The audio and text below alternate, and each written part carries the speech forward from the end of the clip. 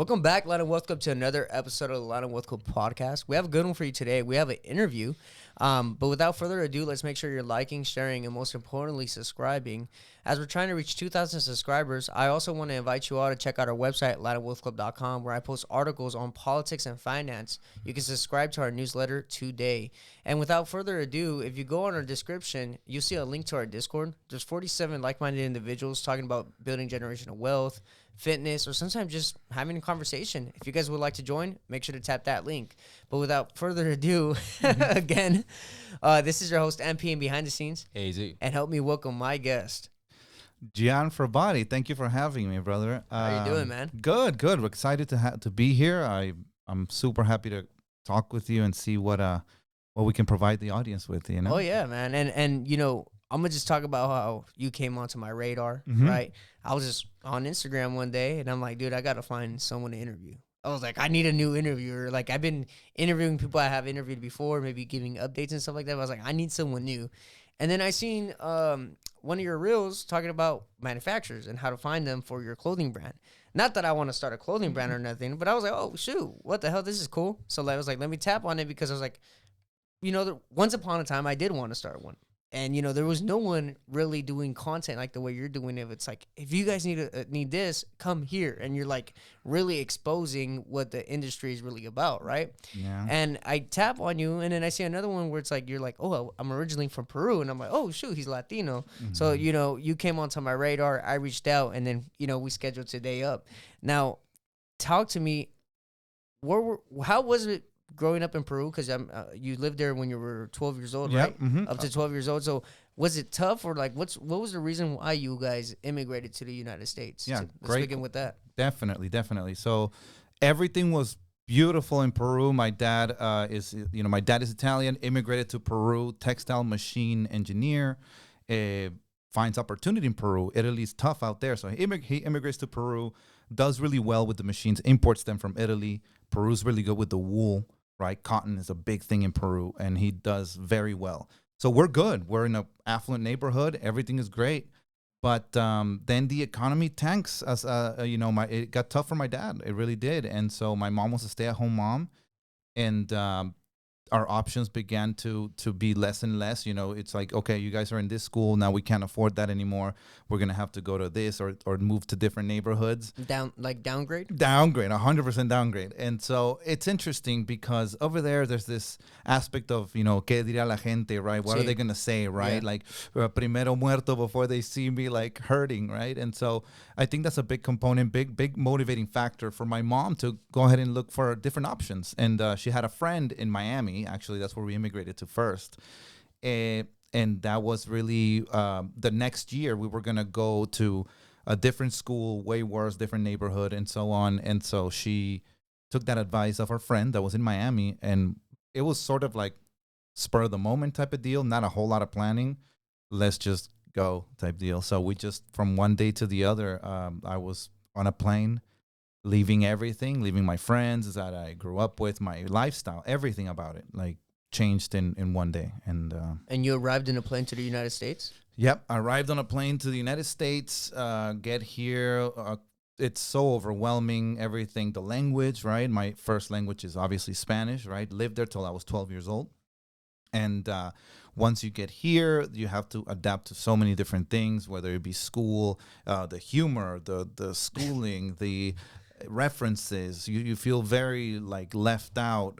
You don't know where to fit. Of course, you hang out with the Spanish kids, but you're missing out on so much more. So the first thing I wanted to do was like, I got to learn the language ASAP. Yeah. I asked this kid, man, Leomar, I know if he ever sees this, I would ask him every day, can you tell me what that word means in Spanish, please? And he's like, dude, I don't know because I don't speak that much Spanish. So he would try to tell me, and every day I would practice with him. And thanks to him, I got it in early, you know, instead of later, because I think it gets tougher. But it was, we come in, no visa because of the Italian passport, all good. But then, you know. So you guys used a loophole. You guys got Italian passports, your dad, your mom, and you guys immigrated to the U.S. through Italian citizenship in a sense. Exactly, yeah. Wow. Yeah. And if I'm not mistaken, isn't Italy one of those countries that if your parent isn't Italian, you don't get citizenship? I'm not sure. I'm not familiar with that policy, but okay. but it sounds Sounds like it would be true, but yeah. I thought I heard something like that. That's why I wanted to maybe ask that too. Yeah. Because that's cool though. Like I didn't even know that Italian citizens could just get to the U.S. Yeah, that was a policy then. I'm not sure where it stands today, but if not, to get your visa, you have to have multiple different things. You have to have property, all these aspects of your native country, which denote that that you have something to go back to. If you have nothing, then they're like, no, you can stay over there, right? Because they're gonna be like, you're gonna come over here and stay, or take advantage of our like benefits or whatever. Right. Yeah. And so then you just come here. I mean, I don't know what's going on, dude. I'm 12. I'm like, it's not like I have any say in it, right? Did you get bullied? So in school, dude, it's crazy because I went to I was in Miami when I got here. My school was like in the hood, bro. It was like it was hood, bro. Yeah, Booker T, Washington. You can look it up. It's in Overtown, Miami. It's not the night. Nothing compared to the life you had in Peru. Not the friendliest, but it definitely did. I had to stand up for myself multiple times. It felt like I hadn't been to prison, but it felt like prison. Like it was. I think schools in America will make you feel like that. Mostly the ones in the ghetto. For sure, dude. I mean, knife to my neck. Jumped as well. Like, and you have to defend yourself. You have. Oh to. Wow, that's If you don't, because I saw it, it's going to get worse, And looking back, I'm like grateful for that because I'm like, dude, that's how life is, bro. Later on, it may not be, it could be in a classroom or in entrepreneurship, but life is, you're going to have enemies, they're going to come. And if you just you can't run from it, you have to face it. And at least if you try some sort of standing up for yourself, there won't be as much repetition about it as I saw happen to those who didn't stand up. Yeah, no, very true. And I mean, as an entrepreneur, I get jumped by life every day. You know what exactly. That's why I push for it as well. Like, if I always advise this to anybody. Like, if you want to test your character, you want to grow as a person and financially, entrepreneurship is going to test you daily. There's no certainty. No plan B to a degree, right? It's every day is a new battle. It's the modern war, you know what I mean? In terms of as you grow, there's going to be people that are going to try to take you down as well. So it's a more civilized war, more civilized. We're not going at it with sticks and stones and bullets, to my knowledge, but you do have to go to war every day. But I advise people get in there because of who you'll become, during the process. 2-3 years from now, even if you fail, you know how not to do it now. So now you get back and get in there. People just got to stop being little bitches, though. 100%, bro. You know what I'm saying? And that's I think the people, what people struggle with, bro, is taking that first step. And for example, it's like jumping in the pool, bro. They don't want to get their feet wet. They don't even want to get their feet wet. Instead of even jumping in, they don't even want to get their feet wet. So it's we have to also, I think, as Latinos, to help our community, is teach people how to take that first step. Yeah. You know what I'm saying? And even when you try teaching people that, if they don't want to be taught, there's nothing you could really do. Yeah. And that's the only unfortunate part, right? It's only a select few of people that have this drive in them to really do something like that, and to really because in reality, it's nothing but pain. You got to endure pain, and I feel like some people are just not built like that. You know what I'm saying? And I don't know about you, but do you feel like entrepreneurship is maybe genetical? Like you're kind of born with it in a sense? I think nature versus nurture type of thing, right? I think that, I mean, I don't have enough data on the genetic aspect, but I do firmly believe that the brain is like clay that can be molded into anything that you want. So if a person is placed in the right environment with the right people, I guarantee that within 3-5 years, around people that are doing better than them and are care enough to coach them, they will become successful. I have no doubt in my mind about that. That's what happened with me. I mean, look, so going further in the story, everything is good. I moved here, right? But then my visa expired, bro.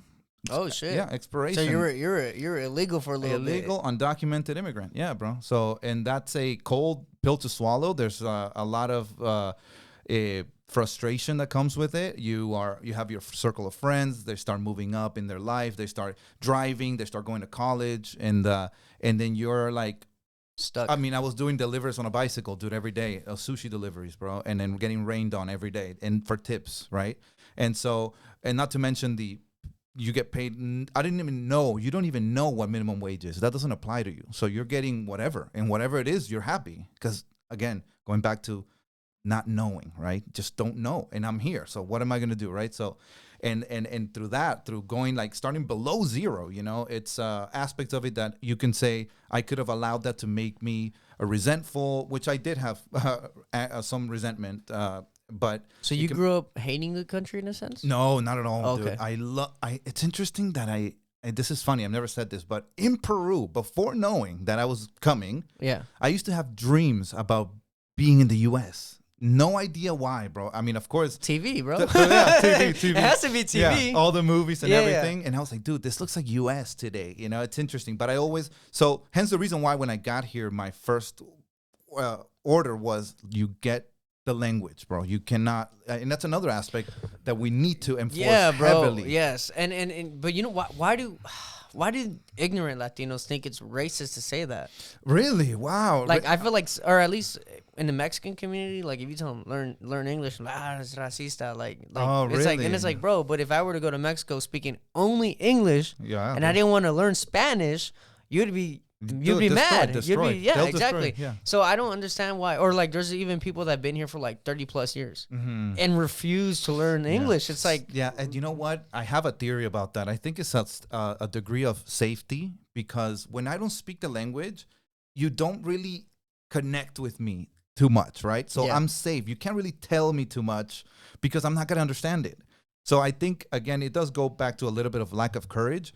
But you're also limiting your potential to like an eighth of your full potential, right? So I would suggest that by learning the language, I'll share this with you. I was in ESL, right? ESL is like Spanish speaking classes, right? Yeah. And I remember those classes. So I had ESL 2. They call it ESL in Miami. I was in ESL 2 when I got here, and then they give you a test at the end of the year. I remember this. All my friends, and they're close friends, I finally have a tribe, right? You kind of feel that sense of camaraderie. I'm like, dude, I got my crew, right? Especially in the ESL school, kids. right? And then they give you a test, and all of them, I remember this, we're like, dude, fail that, bro. Fail that test. That way we all stay, bro. We can stay here. And I was like, yo, guys, you guys are crazy. Even being 13 years old, right? Yeah. But, dude, regular classes meant you're going, again, I'm in the hood. So you're going in there, bro. You're gonna go into the tougher classes in all regards, right? Not just on the topic, subject matter, but also on the social being level. different. Yeah, bro. Like, and I was like, but something in me was like, I'm not doing that, bro. And I passed it, bro. And I went to regular classes. Yeah, it was tough, but I was speaking, like getting into the culture, understanding it, becoming one of the people from here and speaking the language, understanding it, and just doing my best to sort of like, if I'm in this land, I want to be useful. Like, how can I become the best that I can here, even though it has its drawbacks and challenges, right? But I do remember that there was that mentality of like, why don't you just stay under the radar, small, and we can all just be in this corner, right? But I feel like a lot of the like community that comes here from other countries of Latinos, I think that's how sometimes they stay. They stay in that small-minded mindset and they never grow, and they just stay in this box that they never leave. Yeah, you know what I'm saying? 100%, dude. It's like multiple layers of existence. Like, it's almost like they're in their own mini country within a country where, like, and I see this, bro. You go to any restaurant, dude. I'm on the west side. You see people go to the any restaurant. Who's in the kitchen, bro? Yeah, it's our people, Hispanics, right? Yeah. So, and then cool. They like it. They're working based on where they came from, right? Because if they came from El Rancho somewhere, this is an improvement in their individual, in their eyes, in their journey. Because life is, in my opinion, is based on your individual journey and progress within that specific journey, right? Yeah. So in that, looking at it from that angle, they have improved, right? They have evolved.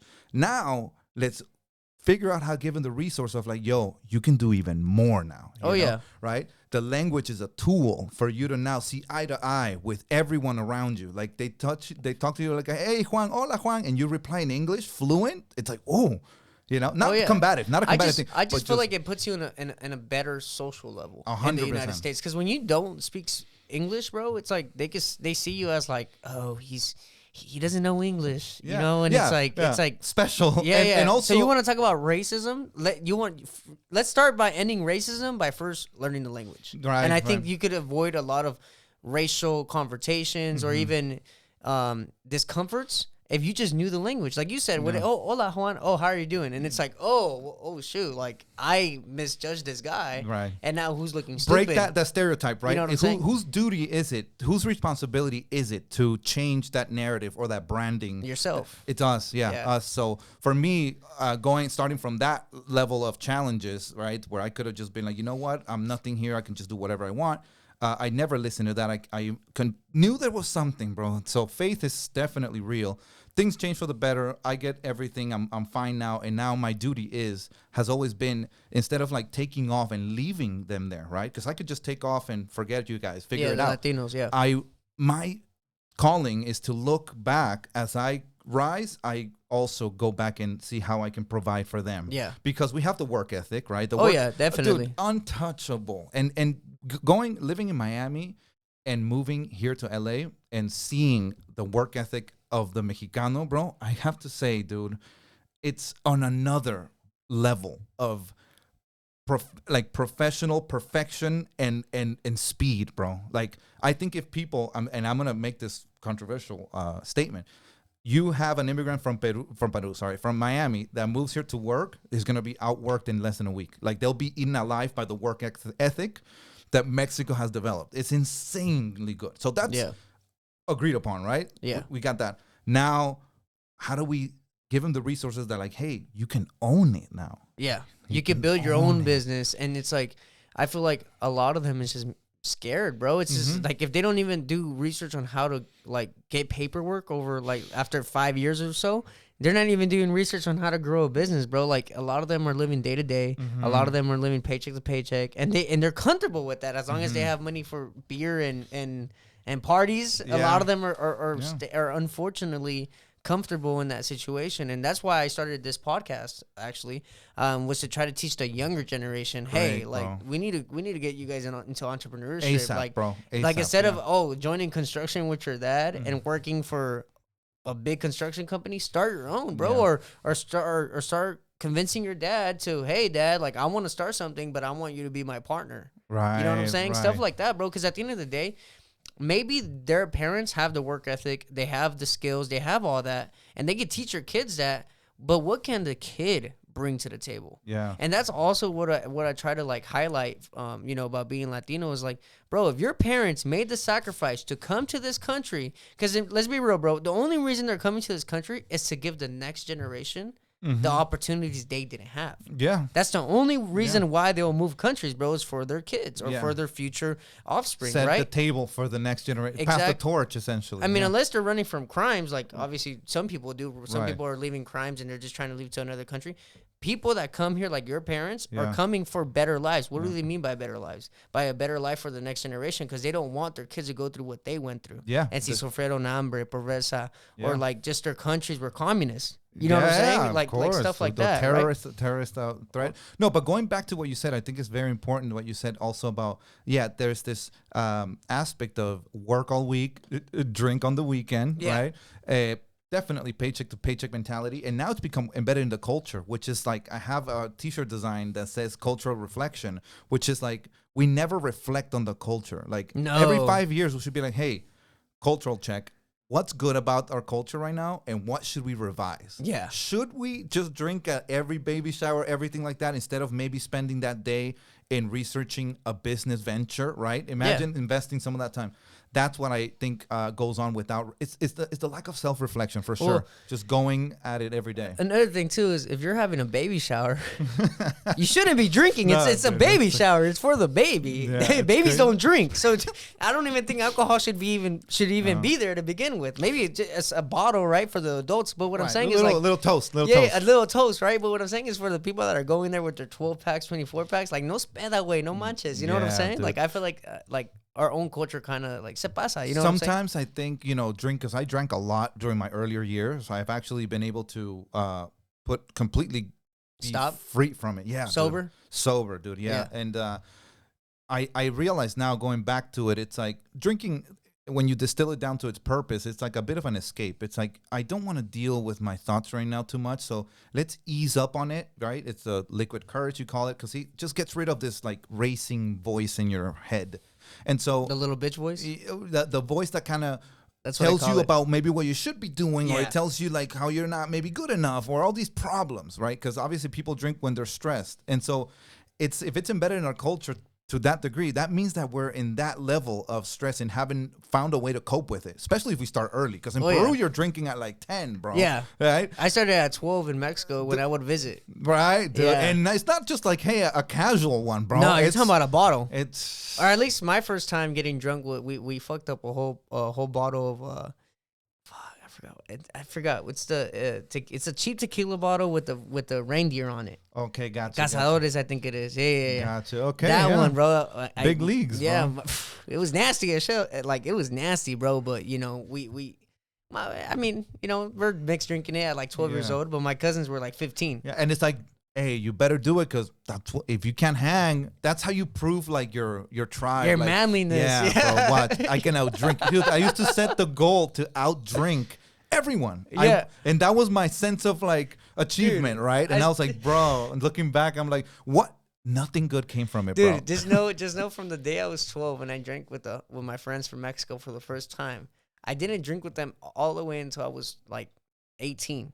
So it was a big leap, right? Yeah. A big jump. And when I drank with them when I was 18, dude, I took 18 shots. Damn, bro. Like I tried. I'm like how you said, bro. I came back the next. I was like, fuck. I was like, I haven't seen you guys since I was 12. Or the last time we drank was when we were 12, or when I was 12. Now I'm 18. Now I'm gonna outdrink you guys, and I outdrink them, bro. I made it all the way home. And as soon as I laid down, I threw up. Yeah, that's it. But it was funny though. I made it throughout the whole night until I laid down and finally go to sleep. I had to throw up. Yeah, dude. No, I don't know how you survived that. That's a lot of shots, man. And so so these are like, so we definitely yearn for that challenge, right? So how do we shift it from the substance of alcohol, which is great for celebrations and stuff like that, casual, to like, again, entrepreneurship. Success. You want to be tested, bro. Like this is gonna test you. You're gonna lose. You might lose some sleep. You're gonna have victories. You're gonna have losses. You're in the game based on the chips that allow you to play the game. So you run out of chips, game over, bro. Yeah. So how dope if we start gamifying it in that way. But just going back to like the entrepreneurial aspect of Latinos, dude, I'm in downtown LA, right? So you have in every corner a different example of entrepreneurship from the Latino, right? You have, if it rains, you got the guy with the umbrellas, dude, posted up at 6 a.m.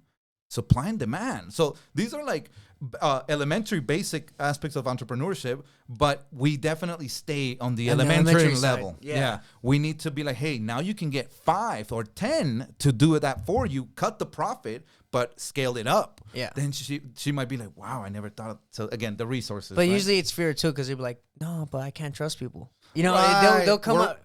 A lot of us Latinos right away when you when you fetch them an idea, they're throwing the excuses out right away and how they can't do it and how they don't believe in themselves. You know, and that's very unfortunate. But going back to you though, I want to learn how you even got into entrepreneurship. You know, by itself. Was it your father? Because you know your father was pretty much a successful entrepreneur back in Peru. Yeah. Or what was it? You know. So my dad, that's a great. So my parents did get divorced right after I was 4 years old when they got divorced. So my dad would come on Sundays and everything. Once we immigrated here, he stayed in Peru, back and forth in Peru and Italy. So our communication was like low, but I would still, you know, talk to him once a year and stuff like that. Now we're even closer. But all the imagery and memories that I have from my dad is him fixing a machine, a textile machine, or he would take us to the factory of where the cotton is going to be made. So it's interesting how inadvertently these acts that he did got imprinted onto me for sure of the male model, right? Even though it was limited for me. So I always had this aspect of work. Like my dad always tells me, dude, I'm a worker. I work, you know, he moved up in his ranks, and I think I modeled it from him. He didn't deliberately tell me to do it or anything like that, but I feel like it was more inspiration from that. And so I've been working since I was, my first job was bagging groceries for tips, you know? So when I was like 13 here in the US. And so I've been in there, and I bought my first Game Boy with the tips, you know? Oh yeah? I go what color was it? I still have it, bro. What it's color the Game was Boy it? Color clear purple Okay. Game Boy Color, bro. The pawn shop had it for $86, and dude, these are like actual stacking of evidence of how you can make things happen here. Like in Peru, a Game Boy Color, never, bro. Like from bagging groceries, never. Like it'll take you who knows how long. And so I think I stacked my own evidence from an early age. as to what I'm capable of doing independently of my situation outside. I was like, I went there, I got these tips, and I bought what I wanted. You were laser focused. Yeah, I was like, I wanted something, and I figured out a way to make it happen. And the more evidence you can stack in that regard, meaning you set a goal and you stick to it, make progress in any way, you stack that evidence, man, then you're untouchable. Don't worry about what's going on. Because obviously for me, the situation was not good. Like, you could argue, dude, you're dead. Like, you're dead on arrival, dude. So, Yeah. And from there, I got like a job at a streetwear store, dude, actually. From my sushi job, delivering sushi for tips again, getting rained on for $2 maybe if I was lucky in downtown Miami. Walking out, I was doing a lot of graffiti at the time. Now I reflect on it, and I'm like, man, that's my rebellious side. But it was good art, man. Good graffiti. Like, it's dope. I had a sense of camaraderie with that as well. And so I got into the streetwear store to buy a spray can. They looked at me. I think I fit the demographic, and they're like, would you like to work here? You know? And they gave me a job that I thought was unbelievable, because that for me was, you don't get to work on those jobs. You know, I'm delivery guy or in the kitchen or in the back. And so from there, my introduction to streetwear happens in 2006, man. Yeah, right out of high school, after knowing that I can't go to college while all my friends go to college. Again, this whole comparison thing. Why can you go to college in that point? Was it just because of your visa situation? Yeah, dude. And it's funny because I was able, this is funny for people to understand as well. I was actually able to go for 2 semesters with grants that they got somehow. I couldn't graduate, though. No matter what you do, you cannot graduate without Social Security number. But they allowed me to go for 2 semesters, paying for it. The counselor got some grants from somewhere. I'm sure those are gone now. But just so you know that when you set your mind into believing in options and opportunities, you focus on the opportunity itself. And then things that nobody in my family would have ever told me that you could do that. But I just focused on it, and it sort of happened. So, but that's how I get my introduction to streetwear. And then I'm like, you know what? I want to start designing. So I started literally designing on my own. Like, Graphic design, bro. Yeah, graphic design. I started doing T-shirts. I did my first T-shirt that said "F you from Miami," and it sold out. And again, going back to the stacking of the evidence, bro. It's crazy now that I look back at it. I think that what I would advise people do is stack your own evidence of how you set a goal and you began taking steps towards that goal. And that's it. And that's, the more you stack that, don't listen to anybody else. But I feel like you have to be self-aware of it. Mm-hmm. And if you're not self-aware and self-accountable, right, keeping yourself responsible to that mission or purpose that you may have, I feel like that's where people lack. Oh, yeah. You know what I'm saying? Just to throw that out there, because, yeah, you could tell someone that, but if they're not being self-accountable or keeping themselves responsible, they're never going to get anywhere, right? I feel like pain, a lot of pain is a big driver to change your life around. Oh, yeah. Well, no pain, no gain. 100%. Right? It's so cliche and played out, but it carries so much truth, man. I feel like when I talk to somebody and you tell them, we can tell them all the gold nuggets that we're dropping, right? Yeah. And it just goes over their head, or they'll listen, and tomorrow they go back to doing the same thing. I know that your level of pain is not greater than like your desire. When your level of pain is higher than your level of comfort, then you change. When your pain is low and desire and comfort is high, you stay the same. Oh yeah, definitely. And I feel like people need to go through stuff. Yeah, definitely. You know what I'm saying? Yeah, like you can find success on the first time, but once you find success and go through stuff, and then you start tweaking your success, you become even more successful. Yeah. And people don't understand that in order to grow, you must suffer pain, regardless of what I mean by that. You know, if I'm talking about working out or business or entrepreneurship or whatever it may be, you have to suffer, bro. Yeah. Like if you want to get, even when you're trying to get to the next level, expect a little sidetrack, downstep or downgrade. You might have to take a couple steps back to take 20 steps forward. You know what I'm saying? And some people need to realize that they need to keep that humility to understand they don't know everything, and you could fall as much as you could rise. You could fall, but you could rise higher after that. The key, I guess, I totally agree, man. I think it's just number one. You say, I don't know how to quit. Like you just can't quit. And I thought about this recently. It's like pain is the price. Think of pain as the price, the token that I'm giving the universe, whatever, my acts, in exchange for the success that I want. So the degree of pain is going to be equivalent to the success that I'll get. There's this notion of this easy quick get rich quick scheme that I have not seen any evidence about. But just be careful for good marketing. There's good marketing. It's impulsive, dude. It's impulsive, and I would also say it's a lot of people are trying to reach something they don't even know they want. Yeah. Like they don't, like some people are like, yeah, I'm going for my goal. Well, what is your goal? Right. Can you imagine your goal? Do you know exactly where you want to be? Do you know exactly the type of life you want to be, how much money you want to have, whatever it may be, right? Yeah. But do you know exactly where you want to go, or are you just going blindly and just, okay, this is enough? Okay, yeah, I did a little bit today. Yeah. No, it's like set goals and hit those goals, like you said, every single day, every single week, every single month, every single year, and stack those wins. I want to kind of ask you, did you become self-aware you were doing that? No, the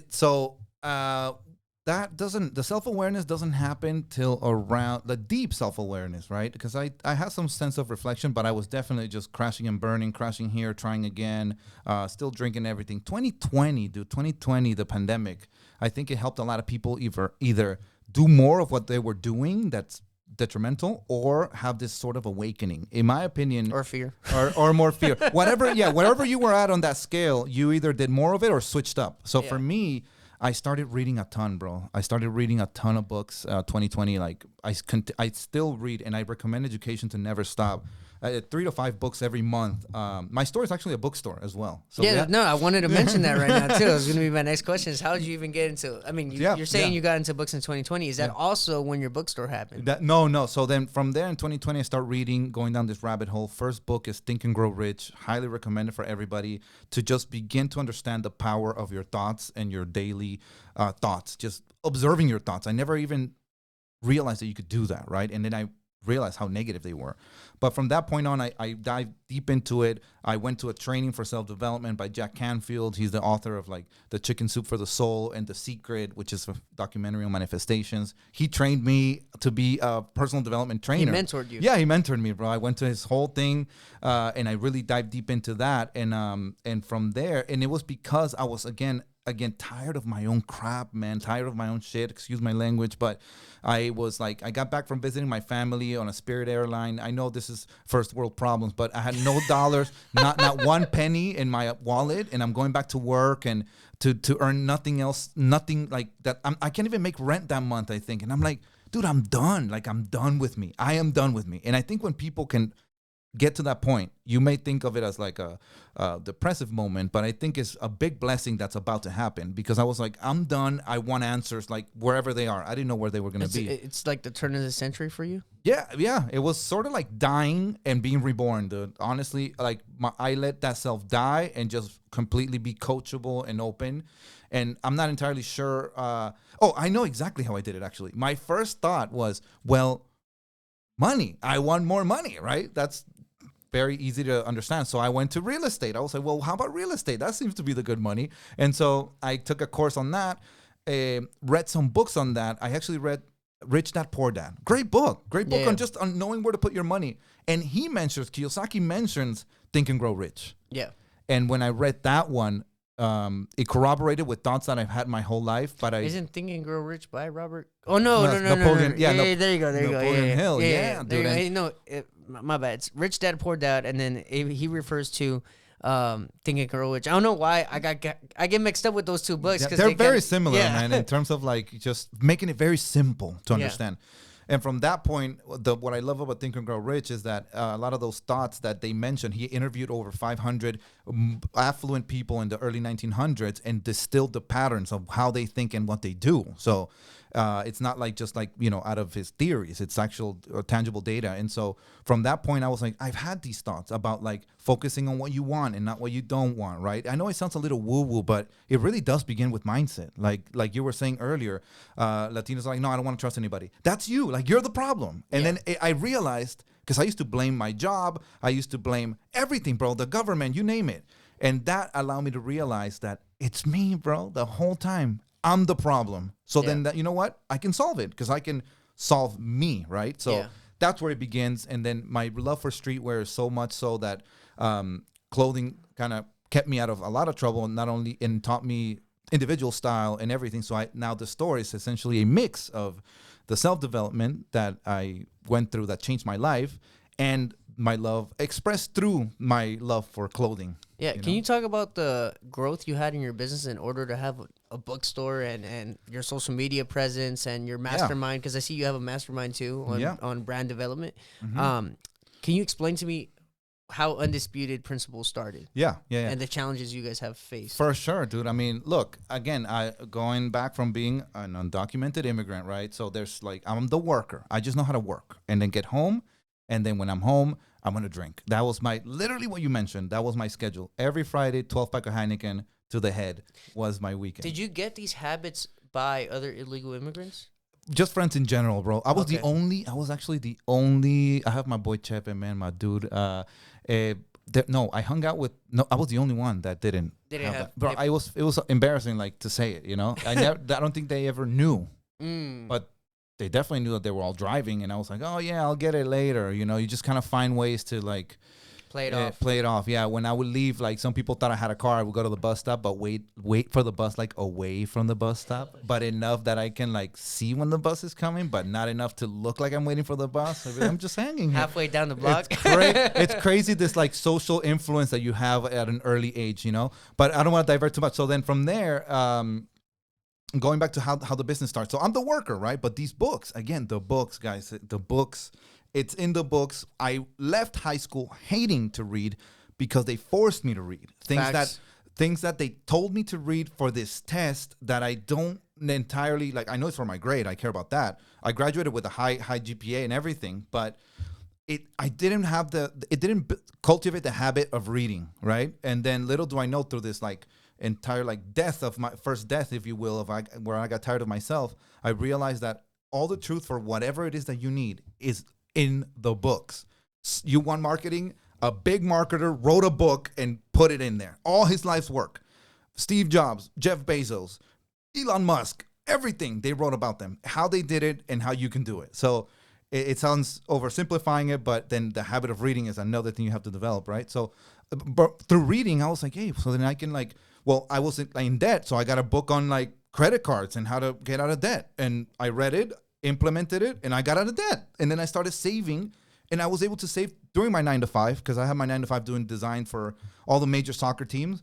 And so within a year of reading, I was just reading at work, by the way. Also, audiobooks, do it when you're driving home. Just get in there. So your university. I was able to save up enough, and then my wife, we were walking in downtown. She saw a vacant store, and she said, "Hey, why don't you get a spot here?" And I never thought of it before, but I love that she had that belief. It's very important to have someone with you that really believes in you. There's not that many, but if you have one, take care of them. And in this case, it's Evelyn, my wife. I love you. She told me, get this spot. Why don't you get this spot? And her belief just turbocharged my belief in a way. And so I was like, yeah, let's get it. I had the plan semi-finished. Like, you'll never have everything perfect. Like, it's going to be, maybe if it's over 50%, I think you're good to take off on that plane. What I call, like, you fix the plane while you fly it, right? So my plan was, I had a good idea on what I want to do, but it wasn't all like risk-free. It was like, dude, like, I'm about to leave my 9 to 5, like a constant paycheck, right? That comfort to open up a store and see what happens, you know? But I did it. And then once you do that, I got the lease and everything. They ask you for, I think, 3 months, you save up for that. There's so many spots in downtown, by the way, you guys. Don't be afraid to ask for the pricing. They're like lowering it day by day because, not everybody's opening up stores right now. And from that point, your brain begins to work in different ways. That's what I can say in retrospect.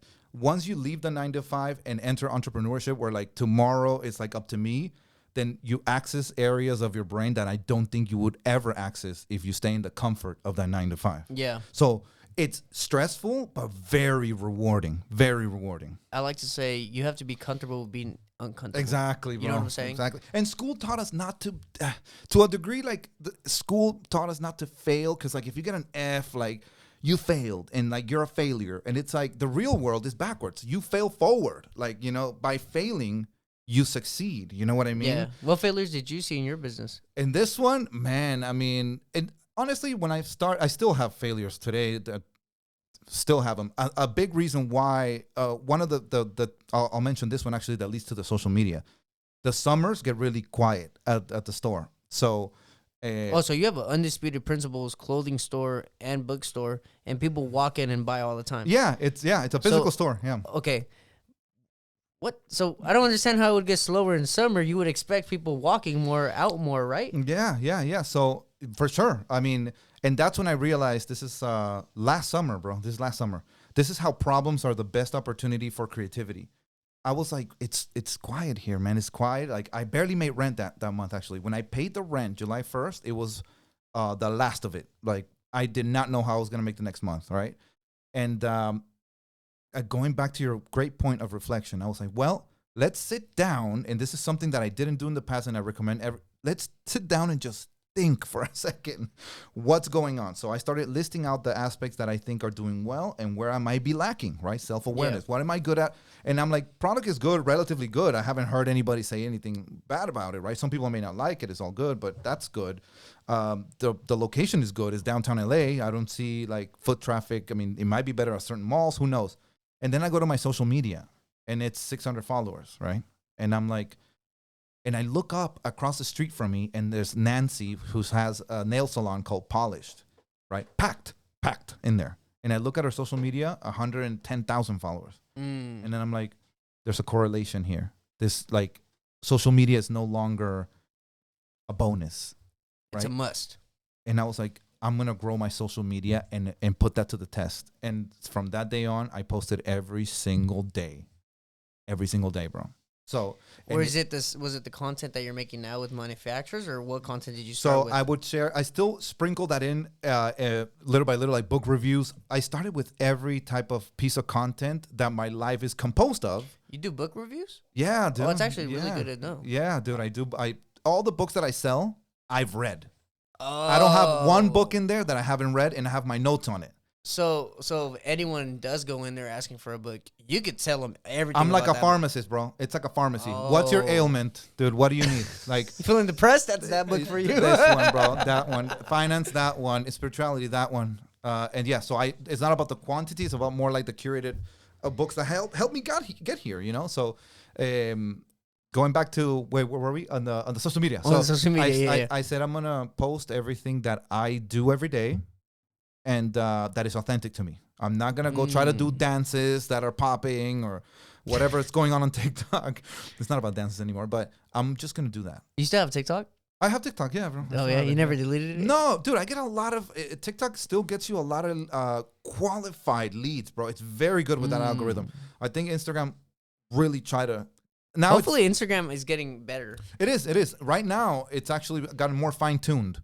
And I'll show you in a second how a post can go up 3 days later, bro. It can go That's what I was going to tell you. I've been posting some things like politically, right, on Instagram. And sometimes I'm like, dude, I don't think this is going to do good. And then I'll post it and it does some crazy numbers. I'm like, wow. Yeah, bro. You post your voice, dude. That's what we need. Like, we need to speak our minds and our opinions as we see it.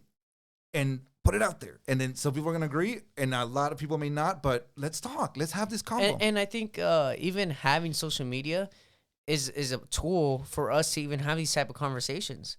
Even though we're taught not to talk about like politics, religion, and business or money, whatever it may be.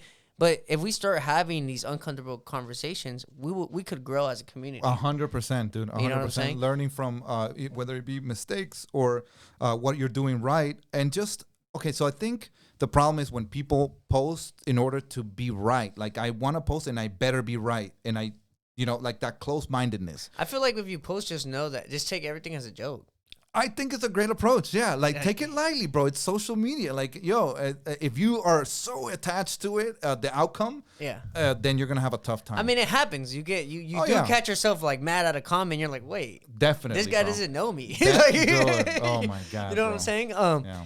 But I want to go back to Undisputed Principles. We talked about how you got into the bookstore and stuff like that, but the clothing brand. Mm-hmm. When did you make your first 100 sales, and how did you continue making your next 100 sales? Because I feel like when anyone starts a clothing brand, it's hard for them to start. They might make a lot of sales because they have a lot of support, but it's like, dude, how are you going to make them like your stuff, like your clothing brand, to continue wanting to buy it and wear it? Yeah, that's a great question. So what I realized is that you get that initial bump of like being new, and you get that initial impulse buying from a lot of people. But I've been in the apparel industry for so long that I do curate the blanks and the printing. When it comes to quality of the product, I definitely bring it, right? But it definitely goes up, right? Within the few months, I had like constant traffic from the locals, right? That's my point of doing a physical store. And I chose downtown because the one in Miami was in downtown. And I noticed so you started in Miami? No, so the store that I worked for was in downtown Miami. So when did you wait? So you worked, when you left your 9 to 5, you came to LA? No, so when I leave, so I worked my 9 to 5 in Miami, and then from that streetwear store, I go and start designing for like Major League Baseball, Marvel, Disney. From there, I was like, I got to do my own thing. And I started doing my own pop-up shows and art shows and selling from like pop-ups. Yeah. And I had a lineup of pop-ups from Thursday through Sunday. And then in one What were you selling? Like canvases? No, my clothing. Oh, okay. My clothing, yeah. It was another brand. By the way, this is my 6th brand. So I got 5 in the graveyard. Perfect. Which is relatively low, man. There's like, I think the average successful entrepreneur is about 9 times that they fail, at least. So I guess to this degree it's still you might fail, bro. Yeah. You never know. yeah. I mean, no. It's looking at the stats, looking at the numbers. He has a higher probability of failing than succeeding. No, and this is the 5 priorities before the books. Once the books enter, you're gonna definitely diminish your risks, because I can now read about somebody that did what I'm trying to do. It's a shortcut. Yeah. And so, but going back to that, okay, so yeah, after in Miami, I left the MLB job also. So I had already left the 9 to 5 thing, and I would just do my 4 pop-ups during the weekend and sell online on multiple platforms, Amazon, Etsy, Shopify. And I was good. I was really good. And then I moved here because I know there's something here that we don't have over there because of the culture, the brands. You're talking about the Hundreds, which, you know, they just sadly closed their last flagship store yesterday, I think. The Hundreds? The Hundreds. Really? I didn't know that. That era, it's a chapter of streetwear that's now not the same as it used to. And so I was like, I want to see what's going on over there. And I literally moved here. I stayed in a Motel 6 on Van Nuys. I moved here with just my Siamese cat and $2,000. That's it. No job, no apartment, nothing. No family? No family, bro. No family. No one. I was in front of the Van Nuys where the Budweiser and the Bud Light factories are. I know where that's at. You can smell the there. And I had a Toyota Camry, 350,000 miles on it, but I shipped it here with a truck, an 18-wheeler. 250 miles and he shipped it. Yeah, that's it. You might as well just drove, bro. Yeah, no, dude. I didn't want to stay in like in the middle of like Arizona or something. So I was like, just. But man, shout out to that Camry, man. I mean, it did it. So yeah, once I got there again, that position of like, what I think about when I do these things, and I think what year was this? Also 2016. 2016, okay. I moved here, bro, with nothing. Starting so it's almost been 10 years. Yeah, it's almost been 10 years now, bro. And do you feel like you found your success moving from Miami to LA? 100. Big component is the culture here. Knows about, like, when you have a clothing brand, they're more like well versed, more supportive, more it's more of a thing here embedded in the culture. I think that Miami's, and to a degree, more of a passenger city still. It's a younger city, but think of Vegas. You know, people come spend their money there, but I don't think it has as deep of roots as I would argue LA has, especially when it comes to clothing, you know? Yeah. So I definitely found a lot more a lot of support in that sense. Did you feel connected with LA, even though LA's like majority Mexican? Yeah, bro. I always admired Mexico, bro. Always. Oh, yeah? Since I was in Peru, I hear that. Actually, I've heard that you're the second person that's ever told me that. Yeah, I met an Ecuadorian lady in New York, and she was telling my fiance and I that everyone in South and Central America, and it to a degree, looks up to Mexico 100. And what the Mexican people are pretty much doing. Mexico has, if you go to Peru, dude, you'll see like statues of El Chavo in the main busy streets. Like, I grew up with a bunch of novelas. I grew up with a bunch of Chavo del Ocho. So Mexican TV for sure did a great job. And it's funny because it's next to the U.S., which also had a campaign like that. Yeah. So it's funny how they borrow from each other. The wrestling. So the Central America and South America, like, the U.S. and Mexico are fighting for like their viewership in a sense. Like they'll give you an American episode, but they'll give you a Mexican episode, and it's like people start choosing sides. It seems like it, but for sure, different. Completely, I think Mexico would be a lot more successful in that realm because they could relate more. The connectedness, the way that they do it, the comedy, all these things. So we're all like. It's in our so the things we grew up with, you guys grew up with. Yeah. TV wise. Yeah, but definitely the music, bro. The variety of music, thanks to my wife, and she schooled me on all the categories. we only got the poppy stuff, mainstream, like Maná, right? And Maná's lit though, bro. Yeah, I love Maná. I love it. Nothing, but I'm saying that's like... like Luis Miguel, like you're talking about stuff Luis like Miguel, that, right? But we didn't get like the deep like banda stuff, like into like more like norteño, right? That so you like that stuff, like you like corridos, dude, you like storyteller, yeah. And I'm like, dude, this is dope, But anyways, if you have time, dude, I'm amazed that like other Latino countries don't find out about corridos until sometimes later on in life. You know what I'm saying? And it's like, so these corridos have been going on for years. For a year, bro. It's been, and you can see again with the it's literally country music. It is, bro. Yeah. No, I love that. But going back to answer the question about the how do I scale it, right? How do I? So it was just the clothing at first, and then I bring in the books, which brings in a community of a book club. Oh. And that's you where, leverage that. Yeah, dude. And I think, again, going back to you fix the plane while you're flying it. Like you have a good plan, start, and as you're going, pivot, improve, reflect and see what you can do. And I realize now that for me, my experience with retail stores today, 2025, is you have to offer people something way beyond the product or service. It can't just be transactional. You have to give them something beyond that, a community to belong to, something that is aligned with your branding, that results in a community of diehard fans. Yeah, and choose whatever the hell you want, and that's for me the purpose of a brick and mortar. But I've always sold online, so online sales have always been coming in. That's what I did from my living room before having a store. Now the store supplements that, right? Nice. But you would think, maybe the average person may think that if you open up a brick and mortar, then you do online. But I think today you gotta do it opposite. Completely opposite. Yeah. Start with social media. Start your following through valuable content of any topic you feel like you want to talk about.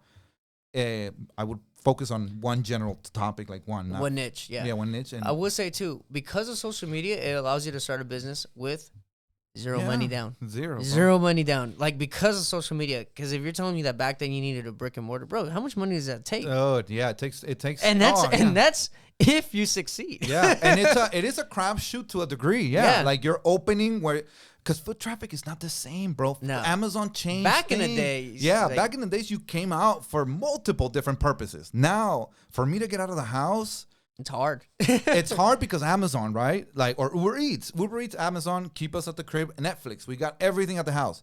So if you're going to get me out, why should I come out? That's where you come in with an experience. Yo, we're going to read this book, take notes, and hold accountability on the next for the next week on this book on success principles. Yeah. That's something that I'm like...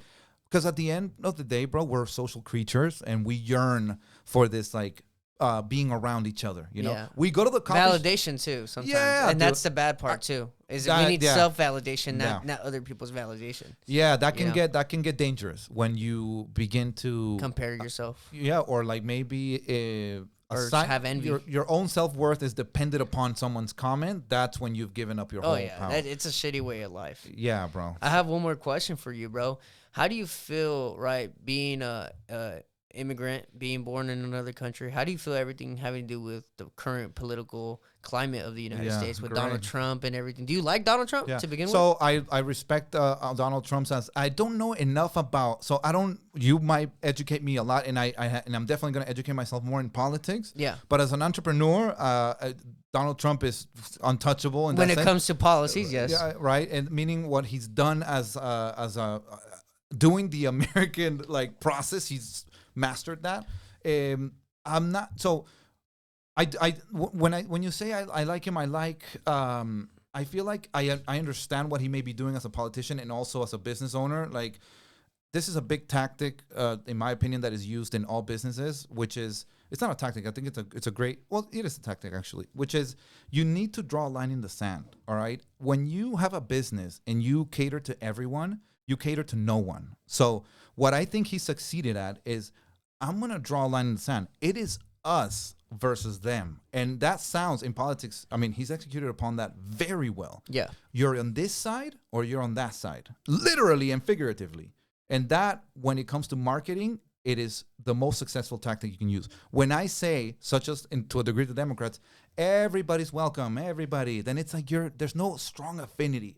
I need you to tell me, you're with us or you're without us. And with Undisputed Principles, I only talk to like driven entrepreneurs, people that are serious, not people that are like 1 foot in, 1 foot out, wishy-washy. No, I don't want to talk to you, bro. Like, I want to talk to people that invest in their knowledge. You want to invest in yourself? You come here. You don't. Mediocrity or mundane, uninspired graphics, my enemy. So in that sense, he's succeeded at all fronts. Oh, yeah. So all fronts, because he's touched every single one that us humans debate about and chosen aside, and then allow the results to happen on their own, dude. Have you read Art of the Deal? No. You What's have that? to, Yeah, bro. Art of the Deal. Book. His book. Yeah. On real estate or Yeah. Okay, cool. No, Art of the Deal, and then I think the other one's Win Big or something like that. Okay, I'm definitely gonna. Yeah, I've read them, and Cool. they're good. Yeah, they're good. But I don't know, man. I think I gotta read some more books, bro. I want more. I like your energy. Like, I like how laser focused you are, mostly when you speak. Like, that really amazed me about you. Is that, you have that laser driven focusedness on what you're talking about and the subjects you get into, and I think that's what's made you a successful entrepreneur. You know what I'm saying? And you speak about, what you need to get that. But again, bro, people just, I feel like they're just fearful, bro. And in our community, I think we also have to remind ourselves where we come from, where our parents come from. Like Peru. I'm pretty sure if you compare Peru to the United States, you remind yourself every single day why you have no excuses not to succeed. Yeah. And I feel like a lot of us maybe that are born here, or maybe came here at a younger age, forget about that. Yeah, no, contrast is a big thing. Having the contrast of having been there. I saw true poverty, like people sniffing glue on the streets, children on the streets, like sniffing glue. That's what I saw. So the poverty I'm talking about, bro, is like, or I've seen personally, is like niños vendiendo chicles. Yeah, of course. Bro, that's sad, yeah. bro. When you see them selling the little square of chicles like this for whatever pesos that they're asking for, and you come to find out that's the only way they eat, you're like, bro, that, like, I remember I was 8 years old just crying, bro, like, because I came to the realization that they're really fucking poor. And they're gonna be on the street all day, yeah. They're gonna be like this, and the dad probably sends them to the like. Oh, and that's another thing you learn is that their dad is a drunk. Yeah, and the mom and the daughters and the sons and everything are out on the street selling, but yet the dad's at home getting fucked up. Yeah, so a lot of unfair acts, and it's like, again, how do we as a collective help each other rise up from reflect on our culture? All Latinos, right? Yeah. All Latinos. But this is how it starts, with talks like these. Oh, yeah. We can do it. Anybody can do it. You just have to have be coachable, be vulnerable, and like be humble. Oh, yeah. Open up your mind, of course. But I really feel like when I talked to somebody that, for example, with the book club, I had a lady that was living in Skid Row. She read Think and Grow Rich with us, and then next month she got her apartment. Oh, wow. Like, I'm not homeless anymore. So that is what I see myself doing full time, dedicated to providing resources to entrepreneurs, especially, it's definitely Latinos for sure, and doing this full time through an organization. Wow, man. Well, I'm excited for you, and I want to say thank you for coming on. Any last words you want to maybe tell the viewers out there? I would say that whatever situation you're in, whether you're an immigrant or know an immigrant right now or whenever, no matter what stage of the journey you're in, keep your head up, like deep inside, stay out of trouble. Don't make permanent decisions right now, and it will get better. You will see the solution. It will come to you when you least expect it. So hang in there, bro. Hold fast. Oh yeah, man. Well, I appreciate you coming on.